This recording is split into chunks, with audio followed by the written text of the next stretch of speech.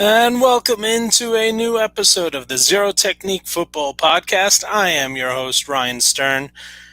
You'll notice right now I am going solo, but that won't last very long. In a couple minutes, I'll be joined by a great lineup of Back Sports Page writers because it is NFL draft time.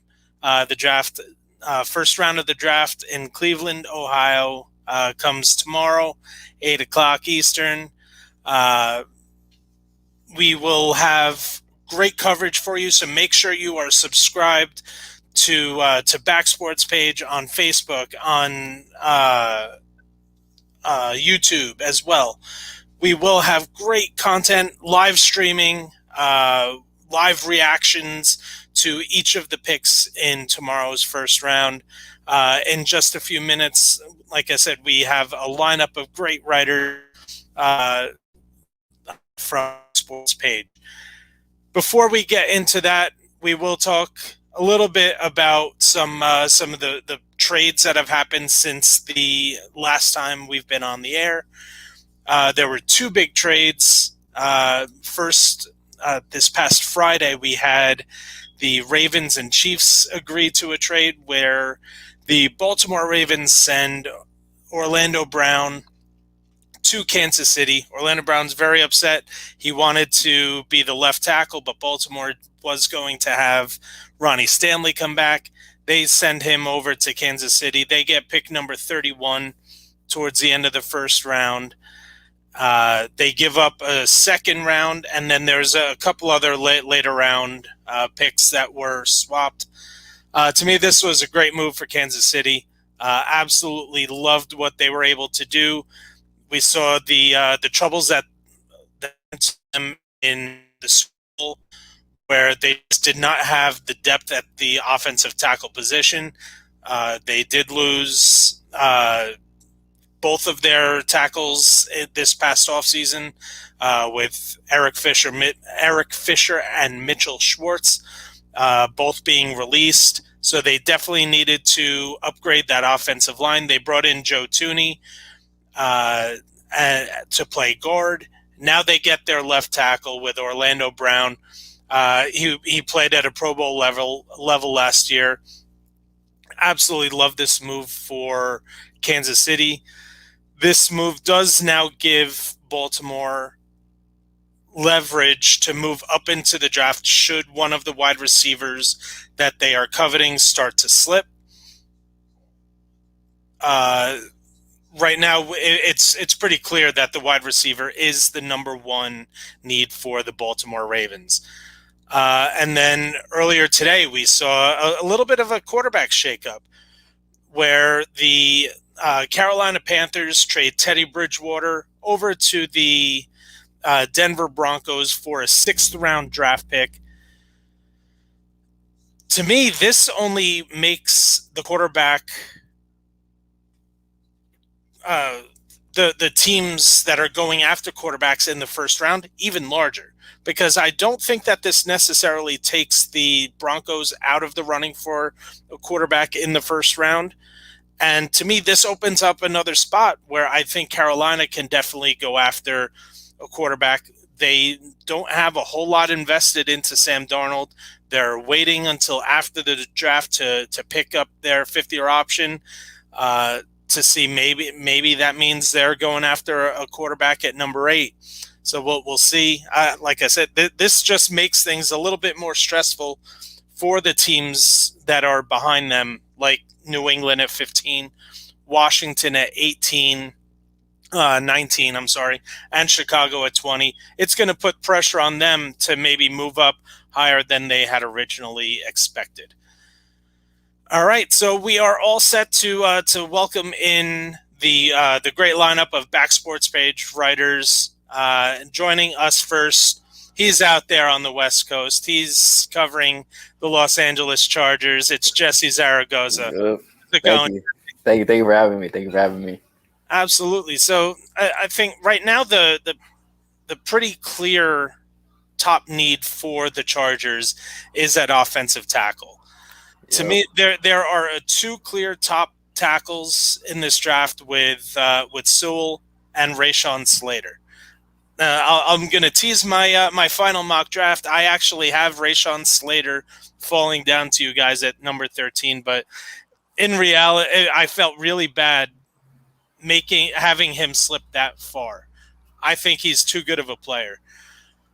If they do stand pat at number 13, do you think that maybe they go after, should the two top tackles be off the board?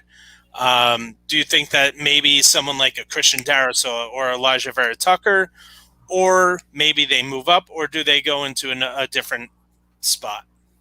Well, if they stay at 13, I would say they go with Darrisaw because we do need that left tackle position because it is the most important position in football, guarding the quarterback's blind side. And we just let go of our former left tackle, Sam Tevy, but he wasn't really that good in my opinion. So we need to upgrade in that position. And but if we do stay with the 13, I would say yes, go with Christian Darrisaw. But also we have a number of things we could do with the pick. We can go receiver, which is something we do need to go along with Mike Williams and Keenan Allen. Like, we need that speedster like a Tyreek Hill. So I can see Jaylen Waddle being a perfect fit between those two. We could also go with defense, like J.C. Horn, one of the top cornerbacks in the SEC. But me personally, what I would love to see is for them to trade down and find a way to get Penei Sewell, because we've seen and heard both Sewell and Herbert talk about playing together with each other again. Yeah, to me, trading up to get someone like a Penei Sewell, and with all of the craziness that's going on at the top of this draft with all these quarterbacks, it's going to make somebody who deserved to be picked up in that top 5 fall down. And Penei Sewell is definitely one of those guys that is in the running to slip some. So I have him slipping to number 8 at Carolina. That's only a 5-spot jump. May not cost the Chargers too much to jump up. Yeah, I wouldn't mind them trading their spot and maybe a future pick or maybe a 3rd-round pick. Like I said, the left tackle position is the most important position, and why not go with someone where they could reunite and they have chemistry already together? So that's why I see it. Absolutely. Looking down as we go into the draft, into some of the later rounds, are there some players that you think the Chargers could be targeting, or what positions do you think are absolutely necessary for them to upgrade? For sure, we do need a cornerback, a young cornerback, because at a cornerback position right now, all we have is we have a rookie from last year. I can't recall his name, but we also have an aging Chris Harris, and also we just re-signed Michael Davis. But I don't think Michael Davis is a pure number 1 cornerback. So we need to get something new. We need to get something new, and especially like what the Tampa Bay Buccaneers did. Their cornerbacks, the young, feisty, that's something we need in our system, especially with the secondary that we have.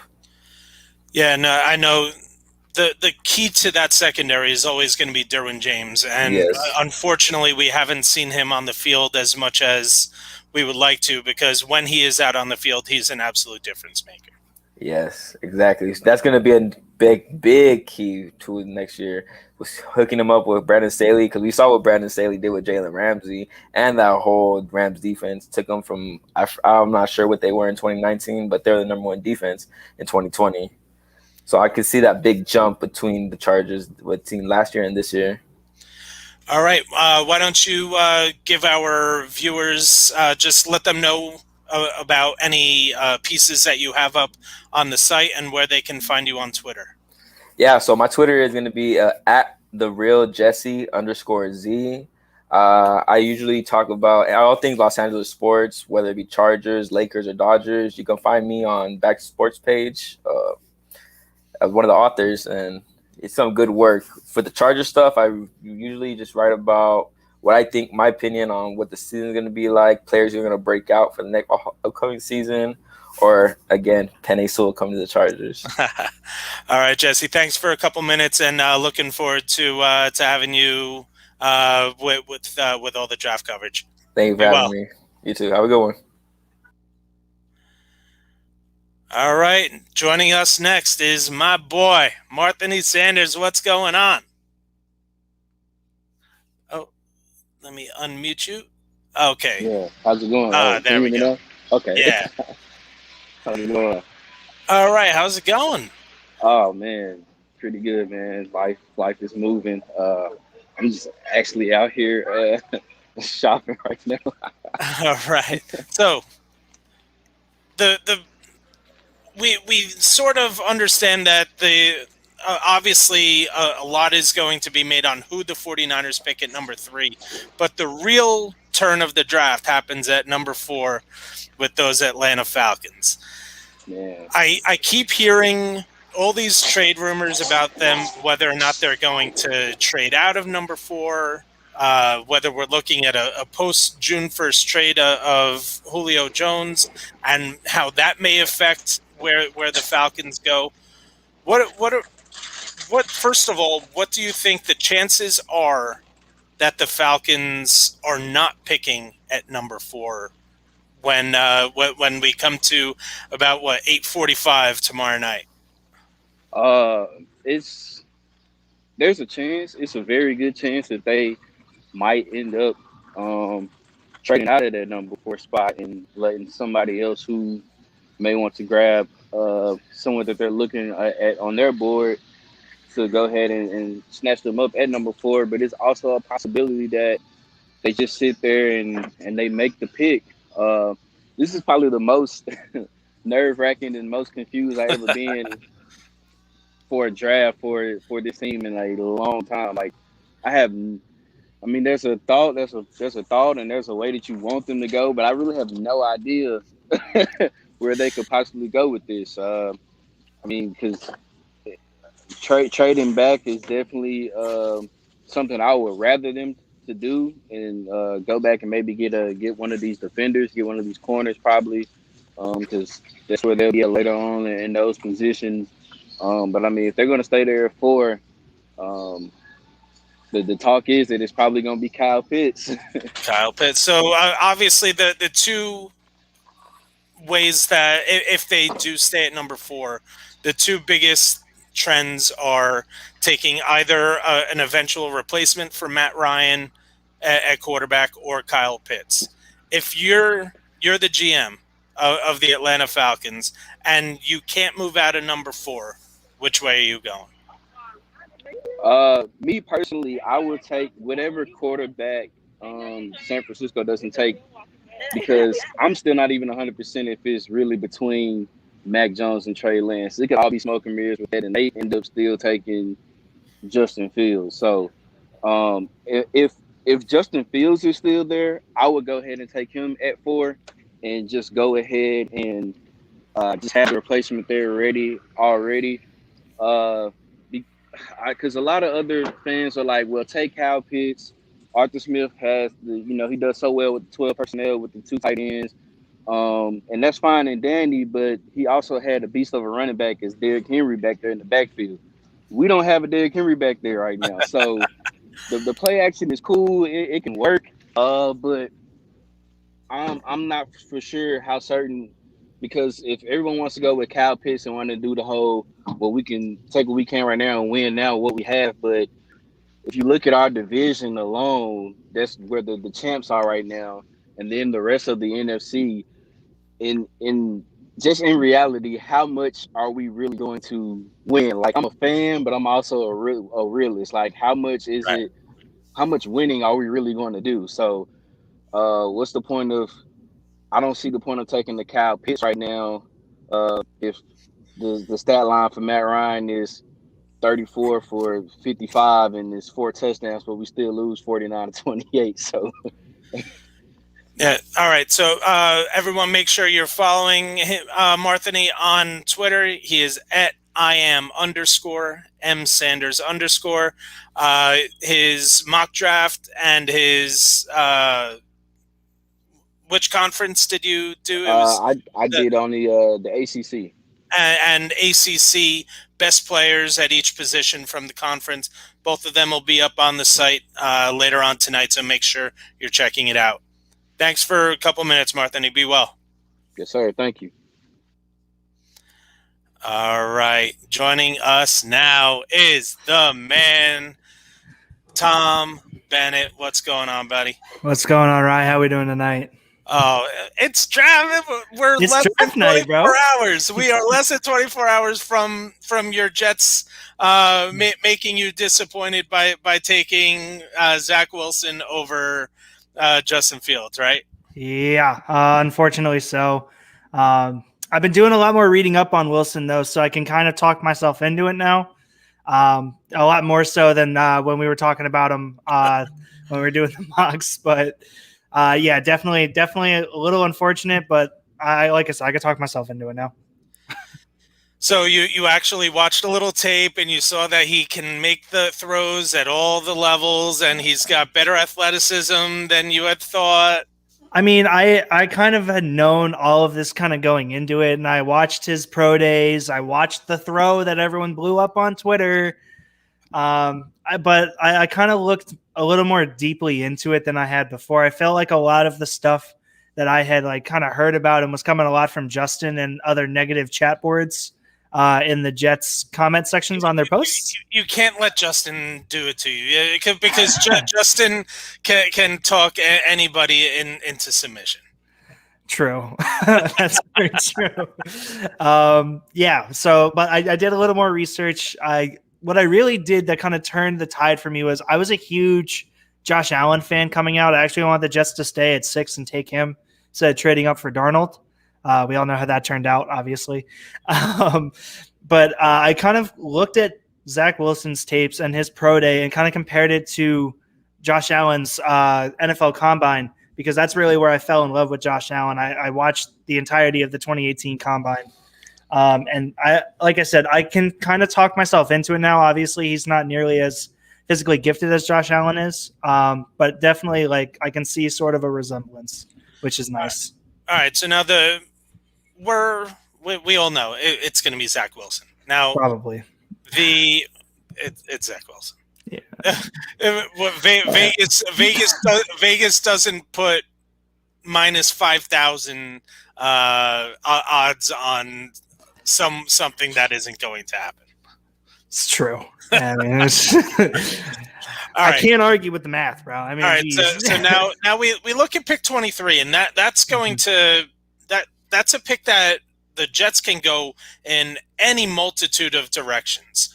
Which positions or players would you like to see them target down at that second pick in the round? Yeah, so I kind of have looked at it and I'm like, okay, we're getting a new quarterback. They brought in Tevin Coleman as the running back to be paired with Michael Pirine, so I really don't like that. So my initial gut reaction is to say if Najee Harris is still on the board, I'd love to take him right before the Steelers. Makes it a little bit better knowing that they're targeting him 100%. If, let's say, the Cardinals end up taking Najee Harris at 16 because too many corners went off the board, I'm not as comfortable taking ETN with the 23 pick anymore. Not because I've watched film on him and I don't think he's good. Obviously, I'm a big fan of his and I like his skill set. But I think that 23 pick is just a little too valuable, considering a guy like Tevin Jenkins could still be on the board to pair with Mekhi Becton. So those are the real two guys that I'm looking at. And then obviously in our mock draft, we had your boy from Notre Dame, Owusu Koromoa, falling down there, which I would absolutely love. I feel like Saleh would have a field day with him. Those are really the three guys. Any team that takes Jeremiah Owusu-Koramoah is going to love him because he's a really damn good football player, and he can do so much. So, and it would disgust me to see him wear that ugly green. I mean, the Giants, they could trade down if they really want. I don't know if they're going to jump the gun on that, but so I'll tease my my mock draft my final mock draft that'll be up on backsportspage.com later on tonight. I actually have Giants trading down, so I have them trading Makes down sense. with Chicago number 20. I have them jumping up. All right. I like that. I like that trade. Yo, that's what it's all about. All right, Tom. Make sure you're following Tom on Twitter at THB315. Got great stuff going up. Make sure you're checking out his stuff on backsportspage.com. Thanks a lot, Tom, and have fun. We'll We'll talk during the draft. Yeah, I'll see you tomorrow whenever we get on. Be well. Thanks, man. Have a good one. All right, next up on the docket, Ian Anderson out there in Seattle. How's it going, Ian? I'm doing great. How are you doing, Ryan? Doing all right. So you're in a little bit of a different predicament than most of the other guys that are coming on tonight. You don't have a whole lot of picks to talk about. Nope. Got a whopping 3 picks this draft. So is this one of those times where, because I think as well as Seattle played last year, there's still definitely holes that they need to fill. Yeah. Are we looking at least one, maybe multiple trade down scenarios to pick up any? Is that at least being talked about out there in the Pacific Northwest? I'm not entirely sure. As you kind of know, Seattle loves to trade down, specifically with first round picks, but we don't have one this year. And so I think one thing that makes things interesting is this year more than most, free agent. There are more free agents available on the market to be signed. Richard Sherman as one of those prime names, for example. But I think that trading down is certainly an option. I would not be surprised at all if Pete Carroll and John Schneider did it, but I do think keeping the pick is the better way to go. So if they do end up keeping that pick, which either position group or is there a specific player that you think they could be targeting, or what you would think fits what Seattle's trying to do? Okay, so I have 3 specific position groups that I want to target. Anything else, and I would be a bit disappointed. I want to target center, wide receiver, and corner. I want one of those 3. And like I said, anything else, and I'd be a bit disappointed. So are there any specific players that fit what you think Seattle would, because they always seem to run a very specific sort of scheme that is different from everybody else's? Yeah. In the center department, I really have my eyes on Creed Humphrey, the center out of Oklahoma. I think because we ended up re-signing Ethan Posick to a 1-year deal, I think what Humphrey would be doing is he'd be sitting a year behind Posick, kind of learning the offense, figuring out all the stuff before he gets to go. Because honestly, as maligned as the Seahawks offensive line is, I think it's in a very good shape aside from the center position. People don't talk enough about how solid Brandon Shell was last year before he broke his right ankle. Yeah, so, I mean, I don't know if you saw, Bucky Brooks actually had Creed Humphrey going in the mid-20s. He had him going to the Jets at number 23, which I thought was absolutely ridiculous. I mean, because I really like Creed Humphrey. I have him actually as my number 1 center ahead of Dickerson out of Alabama. Yep. But I think the NFL is going to look at especially the 2019 tape of Dickerson and fall in love with that tape. Mm-hmm. So I think he'll end up being. I don't think either one of them go in the first round. I agree with you there. I think there's a pretty good chance that at least one of them will fall to you in the second. But there's a lot of talk going on out there about Creed Humphrey. Yeah, for sure. All right, Ian, want to thank you for joining us. Make sure you're following Ian at Ian's Sports Takes and check out stuff that he's got going up at backsportspage.com. And as always, he'll be a part of the Zero Tech going forward. Ian, be well, and won't talk to you tomorrow because you guys won't be picking tomorrow, but definitely throughout the weekend. Yeah, thank you so much, Ryan. All right, be well.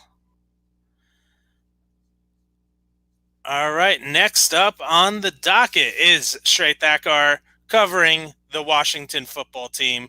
How's it going tonight, Shrey? I'm doing well. How about you? Thank you for having me. Absolutely. All right, so Washington's sitting there at with the dubious position of being the NFC East champions, with having the record that they had, yet they're picking there at number 19. They do bring in Ryan Fitzpatrick to take over at quarterback. They do have Taylor Heineke still there. What is the future of does Washington figure out their future quarterback in this year's draft, or do you think that they have pieces to get them through this year, and maybe if they have a better pick next year, we're looking at them going after one next year? I mean, there's been a lot of rumors surrounding Washington about trading up, maybe Trey Lance, maybe Justin Fields, but I think this year can be that bridge year. They have a really good roster, and next year's draft isn't going to be the greatest. It isn't projected to be the greatest for quarterbacks, but there's always going to be that guy who comes out of nowhere. This year it's Zach Wilson. Last year it was Joe Burrow. So I think they could go this year, fill some needs, because I think Ryan Fitzpatrick, he's good enough for a bridge year if you have good weapons around him, which I think we do with Logan Thomas. Terry McLaurin, obviously we signed Curtis Samuel. So I think we're going to go defense, and I think we're going to go ahead and pick up Jeremiah Owusu-Koramoah out of Notre Dame. I think he's a great fit. We don't have much on the linebacking core. We struggle covering tight ends and backs out of the backfield. So I think Owusu-Koramoah, I mean, he's that hybrid Mark Barron type of player who can play safety and linebacker. But I think he's much better in coverage. That's something that held Mark Barron back from reaching his potential, that coverage ability.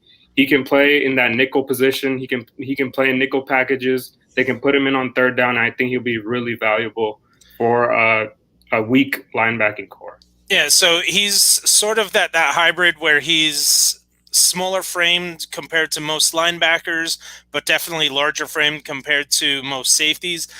I'm a Notre Dame fan. Mm-hmm. I got to watch this kid week in, week out, and no matter what you ask him to do on the football field, he does it well.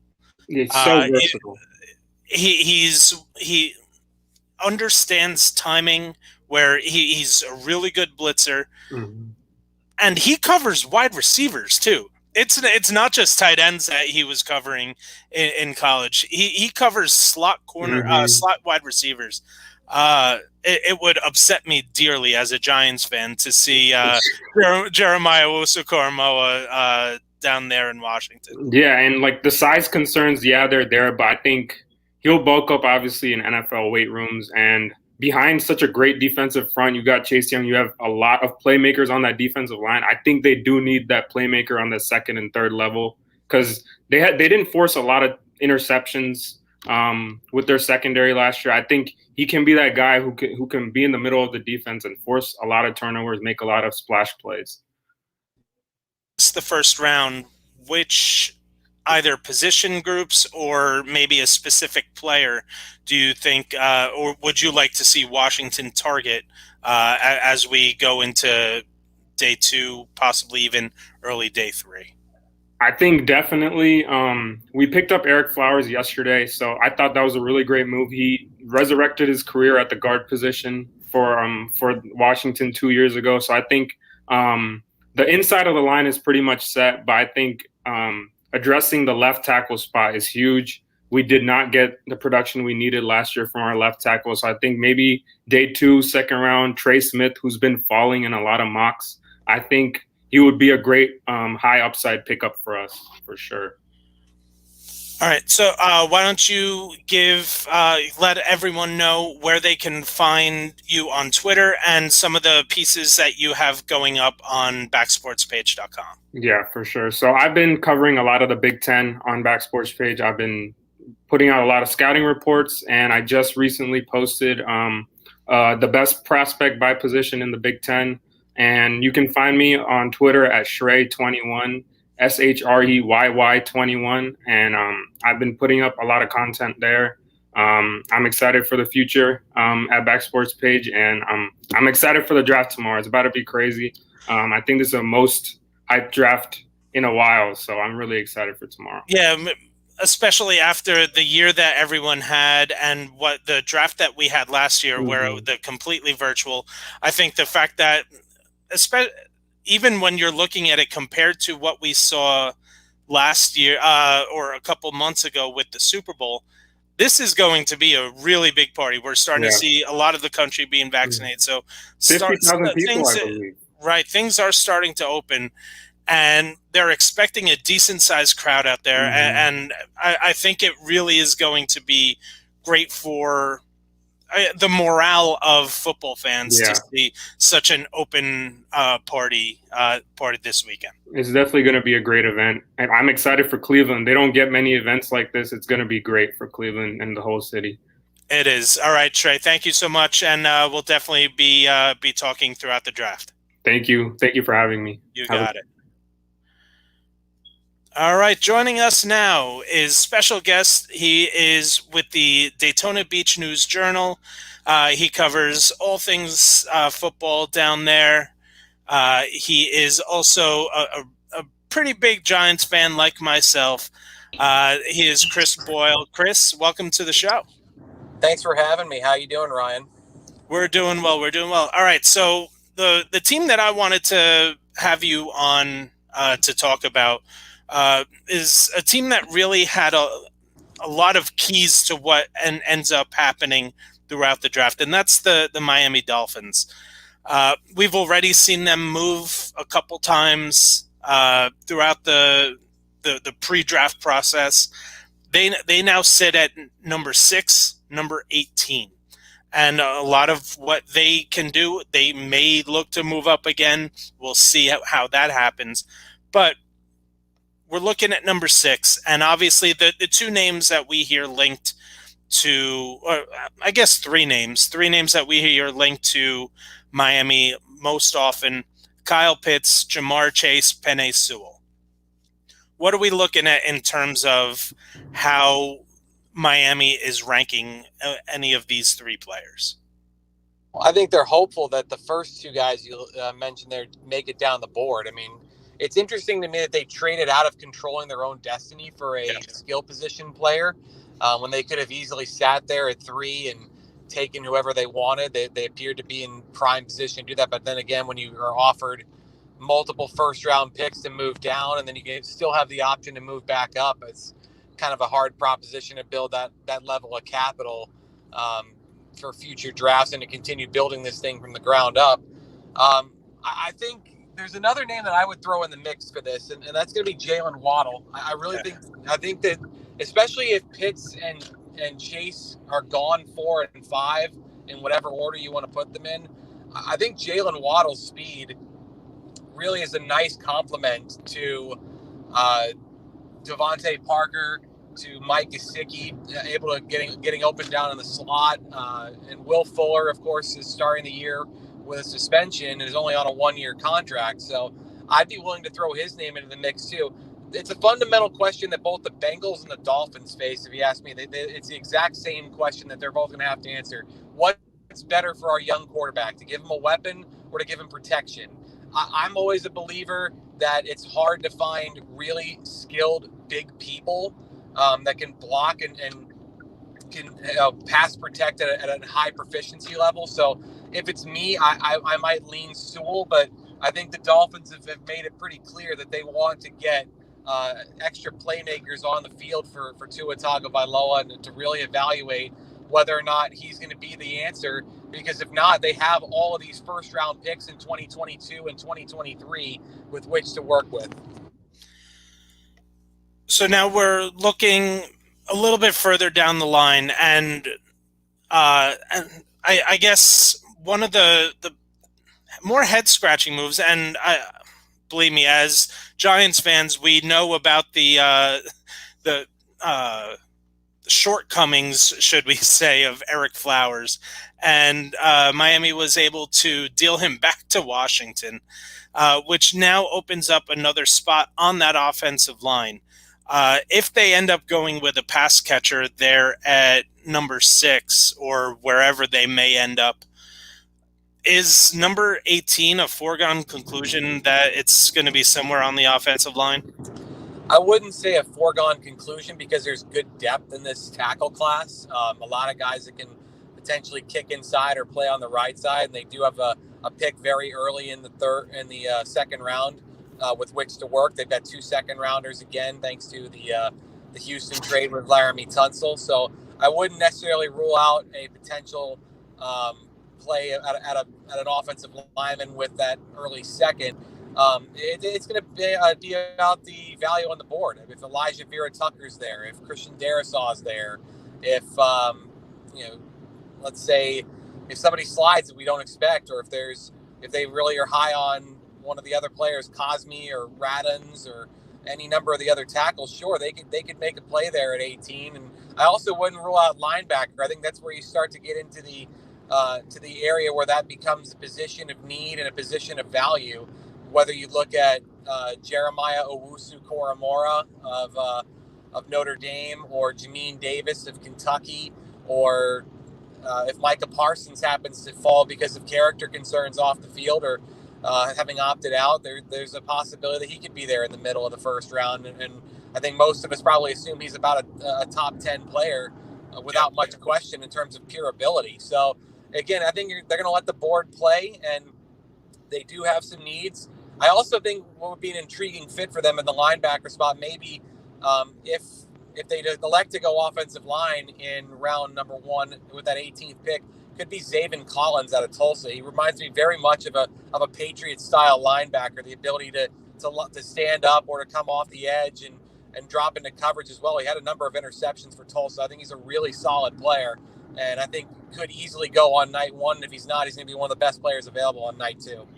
Yeah, and we all saw that in Miami. And I guess that one of the more surprising moves to me was the release of Kyle Van Noy, and I think that Kyle Van Noy is a very decent comp to someone like a Zaven Collins.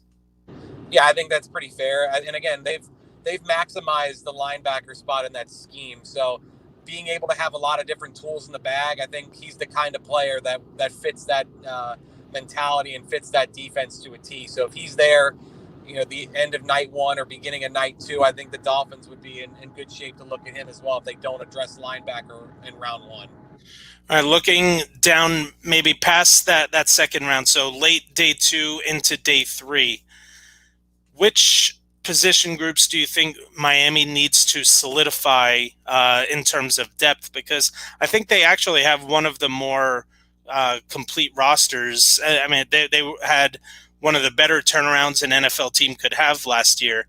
I really do like their roster. Where do they need to add some depth as we get later on into the draft? Well, I think running back is definitely an area that the fans have cried out for. They've right. wanted an every down back. They rotated through a number of players last year, but they had success with virtually anyone they put out there. You look at Myles Gaskin and Salvon Ahmed and kind of down the line. They were able to pick guys up that nobody really knew about, and they were able to get them going for 100 yards at a clip. So I think if you look at it, Javonte Williams in round 2 would be an interesting fit. Maybe if Travis Etienne. I don't think Najee Harris is going to go that early. I don't see him going 18th, and I don't think that he'll make it to round 2. So I don't really see that as a possibility. But I think that's an area that could certainly stand an upgrade and a more solidified answer on the depth chart. Quarterback, I don't think they're going to add anyone in the draft, but it certainly would have be in the best interest of the Dolphins to make sure they've got a really good insurance policy behind Tagovailoa with Fitzpatrick now in Washington. And the other thing I think for me is the offensive line. I think they have to come away with at least 1, perhaps 2 offensive linemen. They brought in a few last year, and Robert Hunt and Austin Jackson, the first rounder out of USC. I think center is definitely somewhere they could stand to upgrade, and now with Eric Flowers out of the picture, they've got a hole at left guard too. All right, let's change our focus over to now our team with the New York Giants. And all right, I'm putting you in Dave Gettleman's shoes. What a scary place to be. Looking at this realistically, who is atop your wish list for the New York Giants should they stand pat at number 11? Well, I think you can take the word "should" out of that. Dave Gettleman has never traded down. The Giants as an organization haven't made a trade down since 2005.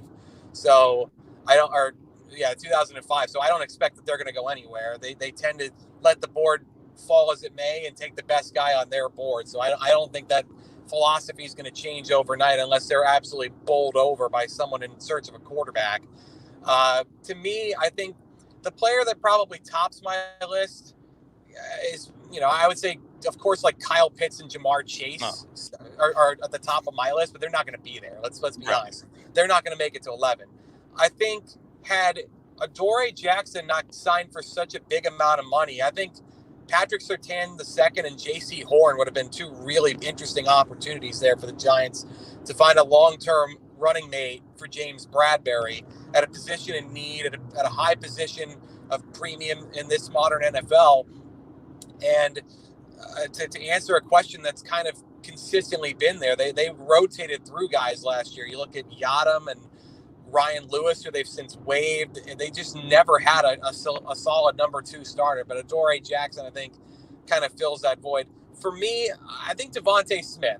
I think realistically, Devonta Smith could be there at 11. I mean, it's going to be a matter of how much teams allow the build, the frame to play into their mind. I think he's a guy that can get open just about any time he wants. And he can line up inside, line up outside. It gives Daniel Jones the playmaker that this offense is calling for. They just didn't have guys that could separate last year. And now with Galladay able to take a top off of a defense, Shepard able to work exclusively underneath, and Smith able to create separation, they should create windows for Daniel Jones to throw accurate balls into. If there's one thing he does well, it is deliver an accurate ball, especially down the field. So you have to have an opportunity to see what he's all about. If they look defense, I think Micah Parsons would top my board. I think he's a guy that's got a lot of versatility. Patrick Graham's defense, certainly there wasn't much of an answer next to Blake Martinez inside last year. And I also think that there's a lot of pass rush potential with Parsons. He was recruited as a defensive end. Yep. So he's got that ability to get around the edge, to blitz, to play out on the outside on third down, and not be more than just an off-ball linebacker. And I think if you're going to take a guy 11th like that, then he's got to be able to get to the quarterback at a competent level, and I think he is able to do that. I think that he's one of those guys that in base sets you can play him inside right next to Blake Martinez. In subsets you can put him there on the outside and just have him go after the quarterback. I do think he needs to improve in the coverage game a little bit, but that's not going to be what you're asking Micah Parsons to do, play in, play out. No, and I think as far as the edge classes concerned, you're kind of asking questions of just about any of those guys, between Kwity Paye, Jason Owe, all the way down the line, Ojolari. Can these guys be more than just consistently getting the quarterback, or can they translate physical tools into on-field production? In the case of, say, Jason Owe, who they've scouted heavily at Penn State.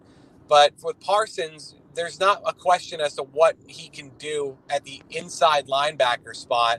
And then you have that potential that he could also be more than that and be a guy that can come around the edge and make quarterbacks' lives miserable too from multiple spots. And so last one from me, and you can't talk about a New York Giants draft without talking about the potential of upgrading that offensive line. To me, the number one player atop my Giants wish list is Rashawn Slater. I do think that they did enough in free agency to give Daniel Jones different weapons that can do different things in terms of Galladay, bringing in a reclamation project with John Ross, and then you have the sure hands with Kyle Rudolph. I do think they did enough to suffice for this year, but you need help on that offensive line. So Rashawn Slater is a top. Should they decide to go a different way, like a wide receiver or someone like a Micah Parsons, who are we looking at in potentially day 2 for the Giants to pick up to beef up that offensive line? It sounds kind of tired to harp on Joe Judge's Alabama connections. I'm frankly a little bit sick of it. They're not gonna recruit the Crimson Tide to the NFL. I mean, everybody wants Alabama players. I mean, there's some sort of connection just about everywhere you look now. But I do think Landon Dickerson is interesting as a center. I think that's where they really need to upgrade is at left guard potentially and center, because Shane Lemieux just couldn't block at a proficient level in pass protection last year. His metrics were among the worst in the NFL, according to Pro Football Focus last year. Nick Gates got better as the year went on, and he's still adjusting to a new position, so I am willing to give him another opportunity, but I think you want to find a more natural fit. I think you have to be a little patient with the tackles. You have 2 guys you spent high draft picks on last year. Andrew Thomas, 4th overall, Matt Parrott with a 3rd round pick, who I thought played relatively well when given opportunities last year. They're long-armed. They're big guys that should be able to protect an edge. And I think Parrott, if you allow him to play extra snaps this year and make Nate Solder the swing option, I think you're okay at tackle. I really do. I think it's a position that I'm not immediately looking to upgrade, because you've got youth, if nothing else. You've got an opportunity for these guys to grow and reach that potential and take another step towards becoming legitimate NFL starters, and potentially, in the case of Thomas, hopefully a cornerstone at one of the more important positions in football. But Will Hernandez comes into the last year, his contract, and was on the bench the second half of last year. I mentioned Lemieux's struggles. You know, they let go of Kevin Zeitler. They only brought in Zachary Fulton as a replacement on a short deal. I think the guard position has really got to be the focus. If you're going to talk about the offensive line, I think it starts there. Chris, thank you so much for giving us a few minutes tonight. Why don't you let our viewers and listeners know where they can find your work and where they can find you on social media? Sure. I'm part of the USA Today network down in Florida, helping out with a number of different things, primarily high school sports coverage and football coverage. We actually wrote a piece earlier today analyzing for Florida viewers which high schools have the most potential guys in this draft. You can find me on Twitter at Chris Boyle DBNJ. That's the best place to catch me, and hopefully we won't be throwing things at the screen this year and lamenting the day that we were born. Yeah, it's interesting. It's just been such an unpredictable few years for the Giants. I mean, you look back at Saquon Barkley, the fact they actually took a running back second in the year of our Lord 2018, and then they surprised everyone with Daniel Jones, and Andrew Thomas was, a player that I think some people thought would go that high at the start of the year, and then he faded, and then drafted him 4th when, maybe 2-3 other tackles were linked to them in the draft process. I genuinely don't know what to expect. It's exciting, but it's also terrifying. All right, Chris. Thank you so much for joining us. 2nd year in a row. We'll definitely be staying in touch. Be well, my friend. All right, you too. Thank you very much. All right. Now, welcoming into the show, back to the great lineup of backsportspage.com writers, we got Patrick Yen. How you doing tonight, Patrick? I'm doing great, and yeah, the show's looking really good. That was some really riveting stuff you guys just talked about, Ryan. Yeah. Chris is great. Was able to get in contact with him last year through an NFL draft page on Facebook, and we just really clicked. And it was he for the site that for the USA Today. He actually held a 7-round mock draft with 32 different people as the GMs. And so he said that as a Giants fan, so he took the Giants. So I was actually able to draft for the Raiders. It was a real fun experiment. So, but let's switch over. You got the Philadelphia Eagles. You guys are sitting right behind us at number 12. What are we looking at for the Eagles there? Honestly, there's a lot of different things I think the Eagles can be looking at. I mean, when you go 4-11-1, it's not like your roster's stacked, right? There's a lot of different ways you can go. Personally, I'm always back and forth on the trade that they made. Obviously, they were 6. They moved down to 12. And, it just sucks to miss out on a guy like a Jamar Chase or a Kyle Pitts, right? Especially when your receivers can really use some work. There's been quite a few misses for the Eagles at that position recently.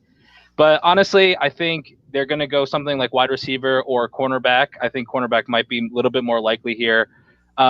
If they go wide receiver, I mean, either of the Alabama guys, it's hard to go wrong. I think something that Howie Roseman has been criticized a lot is that he doesn't get these SEC guys, right? He tried to outsmart everybody. You get the Pac-12 guys, you get the small school guys, North Dakota State. I think my camera just broke. Sorry about that, guys. But yeah, I think that it's just too common. So just play it safe. Go with one of the Alabama guys, Devonta Smith.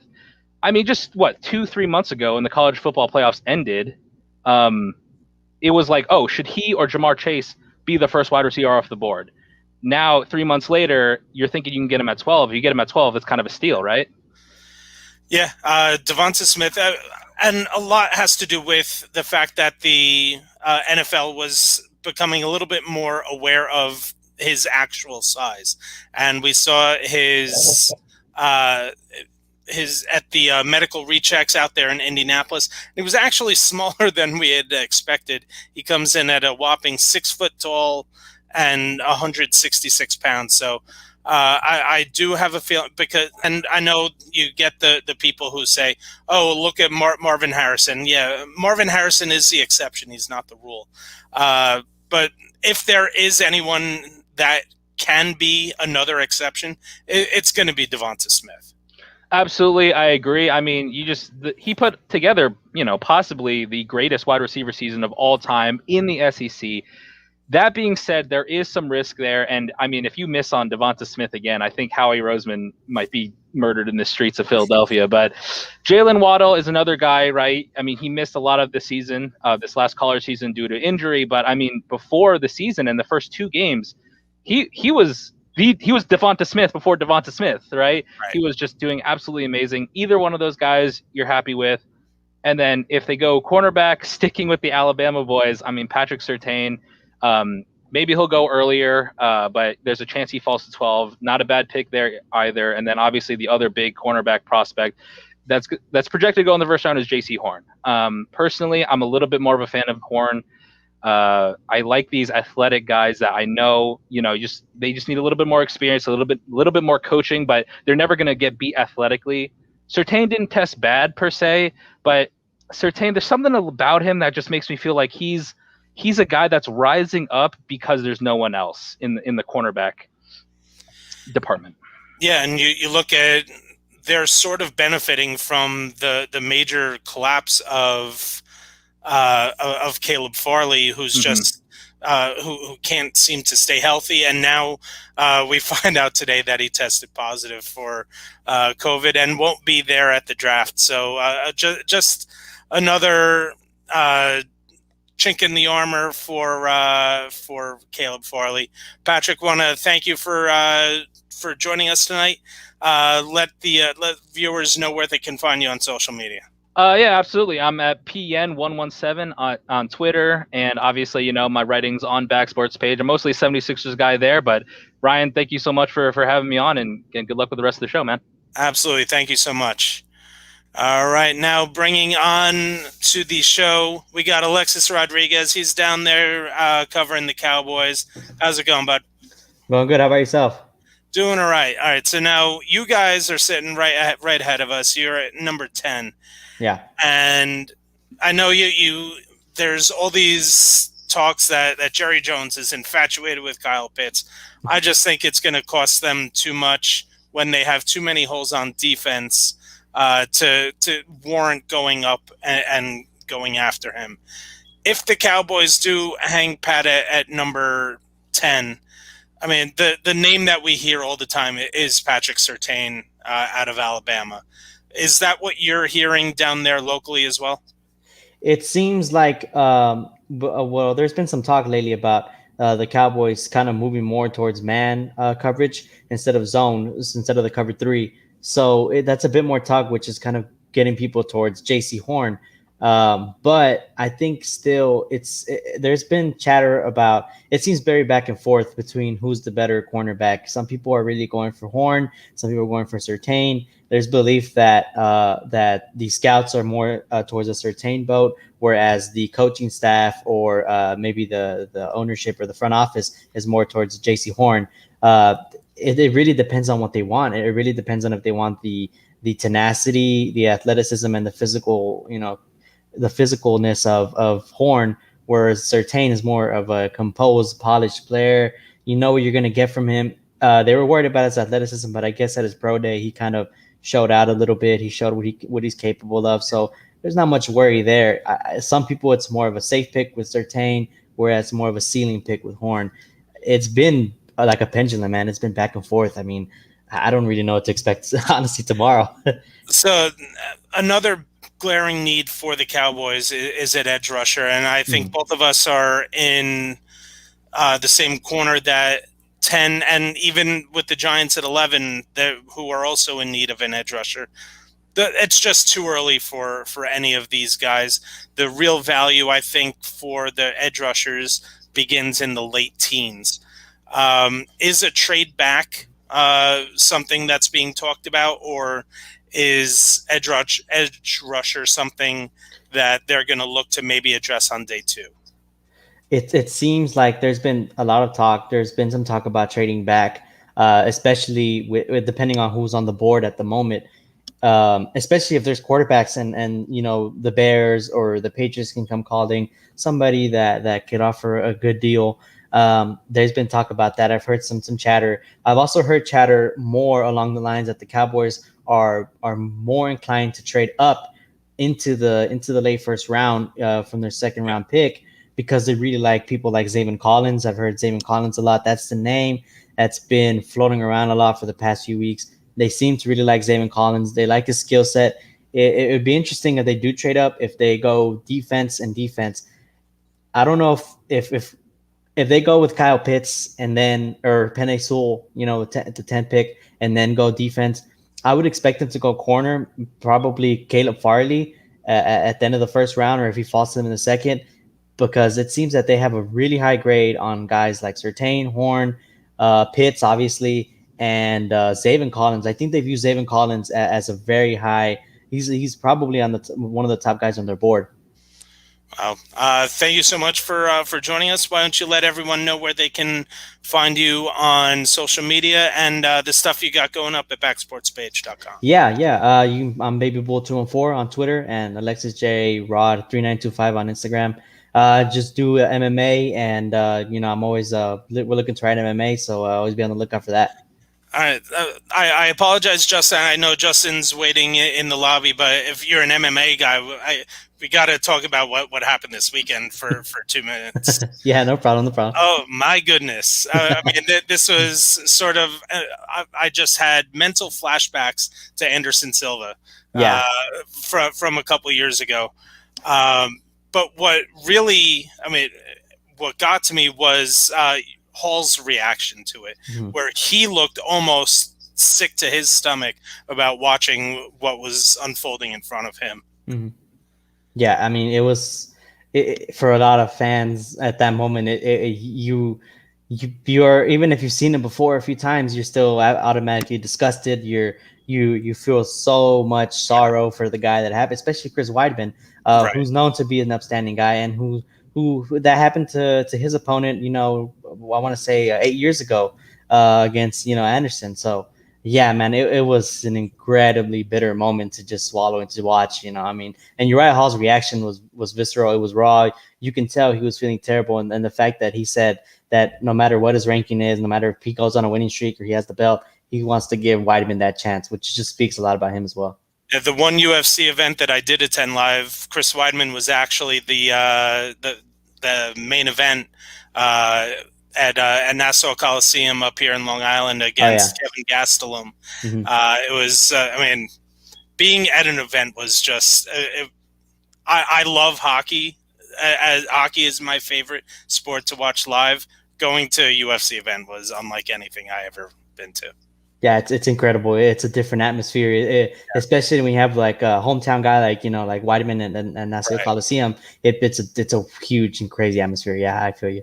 All right, Alexis, thank you so much for joining us, and we'll be in touch. Sounds good. And joining us, the final, he is bringing up the rear. He is the caboose of this train that is called the NFL Draft Special for the Zero Technique Football Podcast. Justin Brownlow, what's going on, my man? What's up, man? How you doing? All right. So, Cleveland, you're finally not picking in the top couple picks. You're all the way down at 26. And are you guys now salivating that Caleb Farley is falling down all these boards? I'm not. There's three things I think they're going to do. I think if any of the three corners in Newsome, Surtain, or Horn somehow get past the Colts at 21, they're going to do whatever they can to move up and grab one of those guys. If they stand still, Koromoa looks like he's going to be off the board. All the corners are off the board. I changed my focus to a wide receiver. I think they go with Terrace Marshall. But I also think if I think they're more than likely over anything, I think they're going to trade back. Really? Okay. So how is that? Cleveland, you guys finally get the draft. You guys finally have a pick, not in the end. By trading back, are you talking about trading out of the first round? I think that's what they would do. Yeah.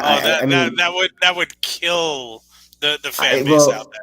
Well, it's similar to what happened after Baker's rookie year when the Browns didn't have a first-round pick, and they traded up to get Greedy Williams in the second round, I believe, or maybe he just fell to them. So it's similar to that. So, and also, I'm out on Caleb Farley. I don't need another injured defensive back roaming around there. But yeah, I think if they stay there, you have to take a wide receiver. There's going to be too many good ones there. And I think they could trade out of the back. In me and Tom's podcast on our last mock, if the Giants want to trade back, that could be a spot where the Browns would love to trade up to, because that means basically you get Surtain or Horn, most likely who falls. So, but that's going to take a lot to do, and I doubt they want to mortgage one corner on the future of the team. So. Yeah, so you're talking about from 26 down to. So I'm such a nerd. I actually have the trade value chart up here right now. So you're looking at 700 points all the way up to 1,250. You're probably looking at a 3 this year and next year's and 1, and which is why I wish they could trade up in the early 20s, because I think they could get by with that by just giving away maybe a third and a second next year, because we have 2 picks in the third round. So I don't hate giving one away, but yeah, I think the whole build up to the draft it's just fallen not the right way for the Browns this year. The cornerbacks are skyrocketing up the board, and that's really truly the one need. So what are you going to do? Give me a percentage chance of Odell Beckham being on the Cleveland roster week 1.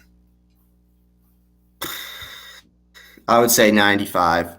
Really? I actually wrote a piece today. All the rumors are that Belichick wants to get rid of Gilmore, and I wrote an article today saying they should not include Odell Beckham in a trade for Gilmore. Because A, I don't think Bill Belichick really wants Odell, and B, because it's just you can't mess up the 3 wide receivers. And everyone wants to talk about how Baker's better without Odell. He still draws double teams, so it's going to help no matter what. So, Justin, thank you so much for a few minutes tonight. We'll definitely be in touch tomorrow. Should the Browns not trade out of the first round? Absolutely, man. I appreciate it. You guys have a good night. Be well. That is the great Justin Brownlow. Make sure you are checking out all of his stuff up at backsportspage.com. For the last couple minutes of the show, gonna tease my top 10 for my final mock draft. Obviously, number one is not going to be a big surprise. We got Trevor Lawrence becoming the new face of football down there in Jacksonville. Number two, we talked with Tom Bennett. They're taking Zach Wilson, the quarterback out of BYU. Here's where it gets fun. San Francisco, I think they're going to shock us all. It's going to be Trey Lance. I think if they are able to hang on to Jimmy Garoppolo from a salary standpoint, they're able to give Trey Lance a little bit of time to develop into the quarterback that I think he can be. I happen to love Trey Lance. At number 4, I have a trade. I have the Dolphins trading up with the Atlanta Falcons, going from 6 to 4. I have Miami trading away a third-round pick, which is number 81 this year, and a third-round pick next year to get up to number 4, and they take Kyle Pitts. A lot of people have Kyle Pitts as the best pass catcher or the best player in this draft. Number 5, the Cincinnati Bengals are going to take Jamar Chase, a wide receiver out of LSU. He is the prototypical alpha wide receiver in this draft. The Falcons trade from 4 to 6, and they pick up a cornerback. They're going to go after Patrick Surtain out of Alabama. I still do think that it is a little too high for a defensive pick, but it's the spot that they need to improve at the most. Although a quarterback would not surprise me at all. Number 7, I have another trade. I have the New England Patriots trading up with the Detroit Lions. I have them giving up number 15, number 46, which is their second-round pick, and number 188, which is their fifth-round pick, for number 7 to Detroit. And they go after Justin Fields. The talk over the past week has been that Justin Fields is the guy that New England is going after, that they're targeting. So I have them making a big move, jumping up 8 spots, and ahead of 2 teams that I think are very well apt to taking a quarterback in the Panthers and Broncos. I do have the Carolina Panthers getting the Penei Sewell, who I have Penei Sewell at number 3 overall on my big board. I love what he brings to a team. Just pure physicality. He's got great feet. I think he is a prototypical left tackle. Number 9, the Denver Broncos. I have them taking Micah Parsons, the linebacker out of Penn State. And at number 10, I have the Cowboys taking J.C. Horn. We talked with Alexis earlier today, and he was saying that he thinks J.C. Horn is actually a better fit for the Cowboys defense than Patrick Surtain. So I want to thank everyone for tuning in. Thank you to the great staff of backsportspage.com who a bunch of them gave me a couple minutes. We had Jesse Zaragoza, Marthony Sanders, Tom Bennett, Ian Anderson, Shrey Thakkar, Patrick Yen, Alexis Rodriguez, and Justin Brownlow. Make sure you're checking out all of their great stuff going up at backsportspage.com. My mock draft, my final mock draft, will be up in just a little bit. You can follow me on Twitter at rstern33. And check out my stuff, like I said, up at backsportspage.com. That's where you can find all of my content. Backsports Page is on all social media at Backsports Page. Make sure if you're watching on YouTube, you're clicking that bell. We got great stuff coming up for the draft. Make sure you are checking out our live streams. We're going to have live reaction videos going up for each of the picks in the first round, about every 10 or 15 picks on day 2, and after every round on day 3. Again, thank you to everyone for tuning in. Enjoy the draft. Have a great one.